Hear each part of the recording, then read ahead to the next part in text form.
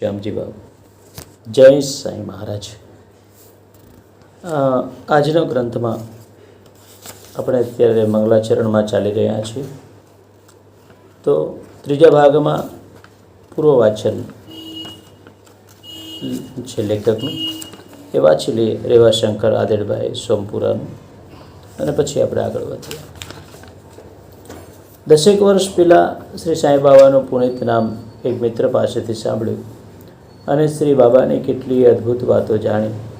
એ વેળા તાજેતરમાં પ્રગટ થયેલો શ્રી વામનભાઈ પટેલ શ્રી સાઈ શરણાનંદનો વિસ્તૃત ગ્રંથ સાંઈ બાબા મેળવીને મેં વાંચ્યો। કોઈ પૂર્વજન્મના મારા આપ્તજન સદગુરુ હોય એવો પૂજ્ય ભાવ હૃદયમાંથી બાબા ઉપર થયો। તેમના પ્રત્યે શ્રદ્ધા ભક્તિ સ્વતઃ જ ઉદ્ભવ્યા। આ શ્રદ્ધાને લીધે કેટલીક અસંભવિત લાગતી મારી મનોકામના પણ સફળ થઈ અને શ્રદ્ધા ભક્તિનો પુનિત પ્રવાહ અખંડ વહેવા લાગ્યો। એવામાં કોઈ પૂર્વ પુણ્યના યોગે શ્રી બાબાએ જ તેમના ચરિત્ર બોધનું એક સામાન્ય કદનું પુસ્તક મારા હાથે લખાવવાના વિચિત્ર સંજોગો ઊભા કર્યા। શ્રી વામનભાઈ પટેલની રજા લઈ તેમના જ ગ્રંથની ટૂંકી આવૃત્તિ જેવું મધ્યમ કદનું પુસ્તક શ્રી સાંઈ બાબા શ્રીની પ્રેરણાથી મેં લખ્યું અને તેના પ્રકાશન માટે મારા ચિરંજીવી ભાનુશંકરે પોતાના એડવોકેટ મિત્રો તથા અસીલો પાસેથી 1500 રૂપિયાનો ફાળો ઊભો કર્યો અને શ્રી ભાવનગર સાંઈ બાબા ભક્ત મંડળના નામે ભાવનગર સમાચાર પ્રેસના માલિક ગુણજ્ઞ સાંઈ ભક્ત શ્રી જયંતિભાઈ મહેતાએ ખૂબ કાળજીથી છાપી આપ્યું અને એ પડતર કિંમતે પ્રગટ થયું। એ એટલું લોકપ્રિય બન્યું કે આજે તેની 3 આવૃત્તિઓ થઈ છે।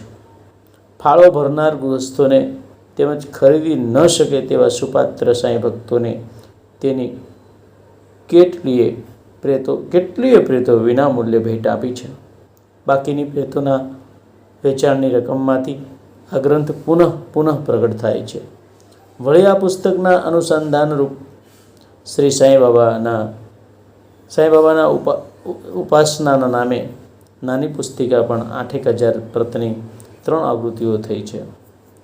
સન 1952માં મારી ભારતની 4 ધામની યાત્રા દરમિયાન મદ્રાસમાં મને અપૂર્વ સાંઈ ભક્ત, હાલ સ્વર્ગસ્થ ઓલ ઇન્ડિયા સાંઈ સમાજના સ્થાપક બ્રહ્મર્ષિ બીવી નરસિંહ સ્વામીના રૂબરૂ દર્શન થયા અને આશીર્વાદ સાથે તેમના રચેલા શ્રી બાબાના ગ્રંથ ગુજરાતીમાં ઉતારવા તેમણે મને સૂચન કર્યું।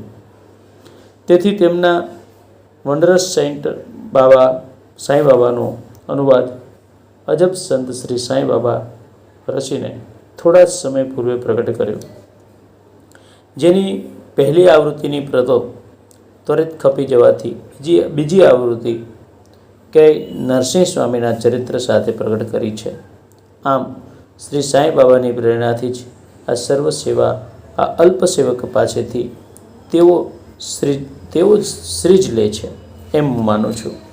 નિત્ય બ્રાહ્મ મુહૂર્તમાં શ્રી સદગુરુ શ્રી સાંઈનું નામ સ્મરણ તેમજ પૂજન સાથે મહિમ્ન સ્ત્રોત 108 નામ બોધામૃત તથા દર ગુરુવારે ભવસુધા તથા સાંઈ મહાત્માના પાઠ દ્વારા શ્રી સાંઈ ભજન તેમની કૃપાથી નિયમિત ચાલે છે। થોડા સમય પૂર્વે મુંબઈના પરમ સાંઈ ભક્ત શ્રી શિવશંકર ગી પાઠકે શ્રી સાંઈ ચરિત્રનો અંગ્રેજી ગ્રંથ તથા શ્રી સાંઈ લીલામૃતનો મરાઠી ગ્રંથ મારા પર ભેટ મોકલી શ્રી સાંઈ ચરિત્ર ગ્રંથ ગુજરાતીમાં ઉતારવા માટે મને આગ્રહ કર્યો। શ્રી પાઠકને હજુ સુધી હું પ્રત્યક્ષ મળ્યો નથી। અમે બંનેના સામાન્ય સન્મિત્ર ગુરુ શ્રી સાંઈ બાબા સિવાય અન્ય કોઈ નથી। માત્ર મારો શ્રી સાંઈ બાબા ગ્રંથ વાંચીને જ તેમણે મને પત્ર લખીને પુસ્તકો મોકલી શ્રી બાબાની પ્રેરણાથી શ્રી સાંઈ ચરિત્ર ગુજરાતીમાં ઉતારવાનો આગ્રહ કર્યો હતો। મારી 64 વર્ષની વૃદ્ધ વય છે, તેમજ તાજેતરમાં ભગંદર જેવા દર્દનું 2 વખત ઓપરેશન કરાવ્યા છતાં જાણે શ્રી બાબા જ ઉત્સાહ પ્રેરતા હોય તેમ મેં આ કામ ખુશીથી માથે લીધું અને શ્રાવણ તથા પુરુષોત્તમ જેવા 2 જ પવિત્ર માસમાં આ ગ્રંથ લખીને પૂરો કર્યો. એ લખતી વેળા મેં પ્રત્યક્ષ અનુભવ્યું કે આ ગ્રંથ લેખનની પ્રેરણા યોગ્ય શબ્દોની છૂટણી, શરીરનું પૂરું સ્વાસ્થ્ય, નિત્ય 6 કલાકનું નિયમિત અવિરત લેખન એ સર્વ શ્રી સાંઈ બાબા જ આ દેહ દ્વારા કરતા હતા. તેથી આ ગ્રંથ લેખનનો સાચો યશ શ્રી સાંઈ બાબાને જ ઘટે છે. ગ્રંથ પૂરો લખાયા પછી હું એ વાંચું છું ત્યારે આ સરસ લખાયેલા ગ્રંથ વાચનના હું જાણે અમૃત ઘૂંટડા પીતો હોય એવો પરમ હર્ષ તથા સંતોષ થાય છે. મને કલ્પના પણ નહોતી કે આ ગ્રંથ આટલો બધો ઉત્તમ લખાશે. પણ જ્યાં શ્રી સાંઈ પોતે જ આ ગ્રંથરૂપી સુંદર મંદિરની રચના હાથમાં લે પછી પૂછવું જ શું. બીજું એક આ ગ્રંથની રચનાની સેવા ભારદ્વાજ ગોત્રના શ્રી બ્રાહ્મણ ભક્તો પાસેથી લેવાની શ્રી સાંઈ બાબાની અજબ લીલા હોય તેમ જણાય છે. તેથી જ આ મૂળ મરાઠી ગ્રંથના લેખક શ્રી દાભોલકર, તેને અંગ્રેજીમાં લખનાર શ્રી ગુણાજી તથા ગુજરાતીમાં ઉતારનાર આ સેવક એ સર્વ ભારદ્વાજ ગોત્રના એક જ શાખાના શ્રદ્ધાળુ બ્રાહ્મણ છે. તે કંઈ અકસ્માત લાગતો નથી, પણ એ સર્વ શ્રી સાંઈ બાબાની જ અજબ લીલા છે. ગુરુચરિત્રનો મરાઠી ગ્રંથ મહારાષ્ટ્રમાં બહુ લોકપ્રિય છે, જેનું નિત્ય વાંચન ઘણા દત્ત ભક્તો કરે છે. શ્રી દત્ત પ્રભુના 14મી તથા 15મી સદીમાં થયેલા 2 મુખ્ય અવતાર શ્રીપાદ શ્રી વલ્લભ તથા શ્રી નરસિંહ સરસ્વતી સ્વામીની સત્કાર લીલા તથા સદુપદેશનું વર્ણન આ ગુરુચરિત્ર લેખમાં કે સરસ્વતી ગંગાધરે કર્યું છે. એ પછી થયેલા દત્ત પ્રભુના અન્ય અવતારોમાં નિજામ રાજ્યમાં શ્રી માણિક પ્રભુનો, સોલાપુર જિલ્લામાં શ્રી અક્કલકોટ મહારાજનો તથા અહમદનગર જિલ્લામાં શિરડીના સાંઈ બાબાનો અવતાર મુખ્ય છે. ઘણા ભક્તો શ્રી સાંઈનાથનો અવતાર શ્રી અક્કલકોટ મહારાજના અનુસંધાન રૂપ જ માને છે. જે વસ્તુ આ ગ્રંથના 5મા અધ્યાયની લીમડાના વૃક્ષ તથા ગુરુપાદુકાની કથા તથા 26મા અધ્યાયમાં આપેલી શ્રી હરિચંદ્ર પિત્તળીની કથા પરથી સમજાશે કે સરસ્વતી ગંગાધરે ગુરુ ચરિત્રના 53 અધ્યાયમાં ઉપરોક્ત 2 અવતારોની કરેલી ચમત્કાર લીલાના વર્ણન જેવી જ કઈ અણા સાહેબ દાભોલકરે હેમાડ પંતે આ ગ્રંથના 53મા અધ્યાયમાં શ્રી સાંઈ બાબાની ચમત્કાર લીલા વર્ણવી છે. તેથી આ સાંઈ ચરિત્ર ગ્રંથ આધુનિક ગુરુ ચરિત્ર જ છે. હેમાંડ પંતે મહારાષ્ટ્રના ઘણા સંતોના ગ્રંથ વાંચેલા, પોતે એકનાથ ભાગવતના ઊંડા અભ્યાસી હતા, જેની અસર આ ગ્રંથ પર સ્પષ્ટ દેખાય છે.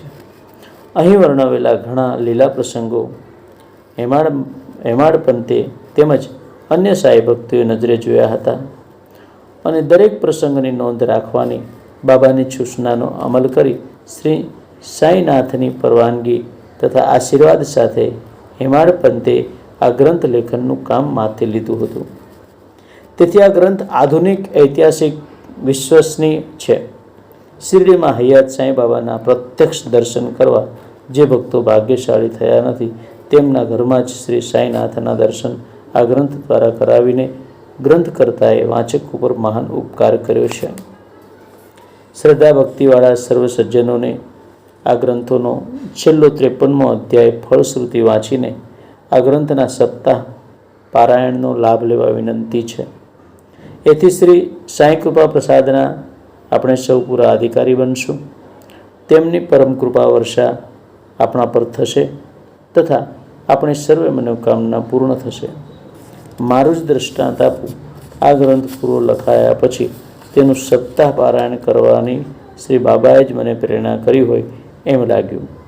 પુરુષોત્તમ માસની પૂર્ણિમા તારીખ 2/9/55 શુક્રવારે આ ગ્રંથની હસ્તલિખિત પ્રતના પારાયણનો મંગળ પ્રારંભ કર્યો.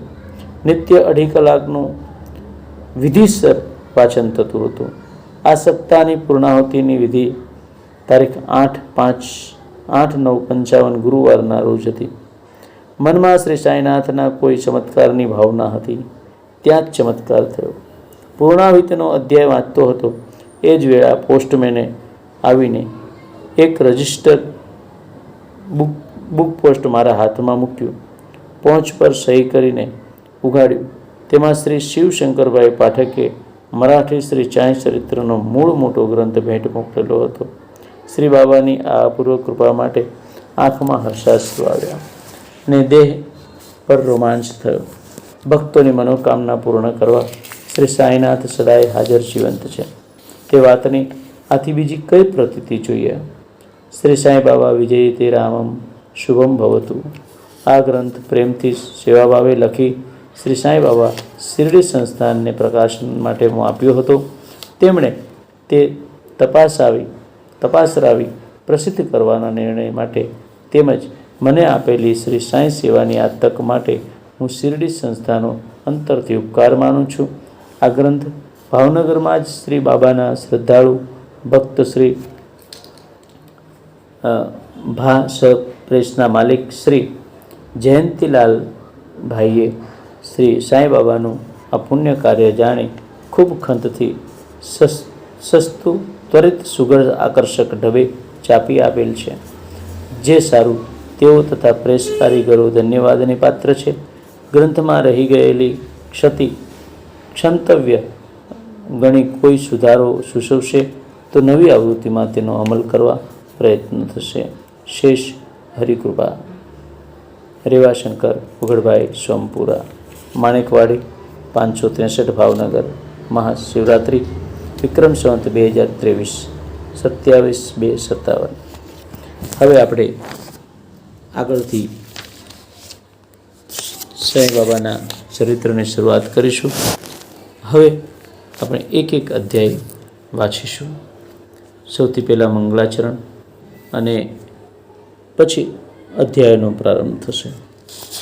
આવા 53 અધ્યાયો છે. 53 અધ્યાય આપણે સાંઈ બાબાને પ્રાર્થના કરશું કે જલ્દી અને સારી રીતે પૂર્ણ થાય, સમજાય એવી રીતે એનું વાંચન થાય.